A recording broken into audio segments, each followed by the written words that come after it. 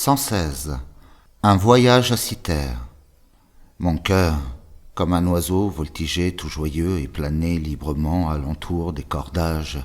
Le navire roulait sous un ciel sans nuages, comme un ange enivré d'un soleil radieux. Quelle est cette île triste et noire? C'est Cythère, nous dit-on, un pays fameux dans les chansons, Eldorado banal de tous les vieux garçons. Regardez après tout, c'est une pauvre terre.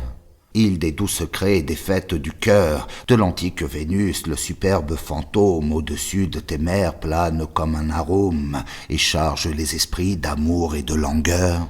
Belle île aux myrtes verts, pleine de fleurs écloses, vénérée à jamais par toute nation, où les soupirs des cœurs en adoration roulent comme l'encens sur un jardin de roses, où le roucoulement éternel d'un ramier. Cythère n'était plus qu'un terrain des plus maigres, un désert rocailleux troublé par des cris aigres. J'entrevoyais pourtant un objet singulier.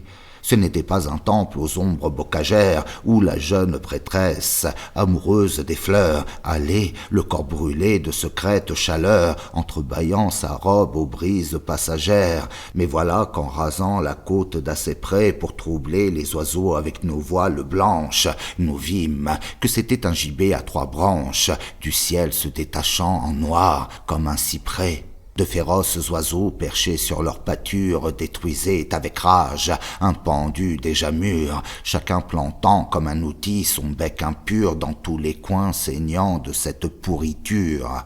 Les yeux étaient de trous et du ventre effondré, les intestins pesants lui coulaient sur les cuisses, et ses bourreaux, gorgés de hideuses délices, l'avaient à coups de bec absolument châtré. Sous les pieds, un troupeau de jaloux quadrupèdes, le museau relevé, tournoyé, érodé, une plus grande bête au milieu s'agitait comme un exécuteur entouré de ses aides. Habitant de Cythère, enfant d'un ciel si beau, silencieusement tu souffrais ces insultes en expiation de tes infâmes cultes et des péchés qui t'ont interdit le tombeau. Ridicule pendu, tes douleurs sont les miennes. Je sentis, à l'aspect de tes membres flottants, comme un vomissement, remonter vers mes dents le long fleuve de fiel des douleurs anciennes. Devant toi, pauvre diable aux souvenirs si chers, j'ai senti tous les becs et toutes les mâchoires des corbeaux lancinants et des panthères noires qui jadis aimaient tant à triturer ma chair. Le ciel était charmant, la mer était unie. Pour moi, tout était noir et sanglant désormais, hélas, et j'avais, comme en un suaire épais, le cœur enseveli dans cette allégorie. Dans ton île, ô Vénus, je n'ai trouvé debout qu'un gibet symbolique où pendait mon image.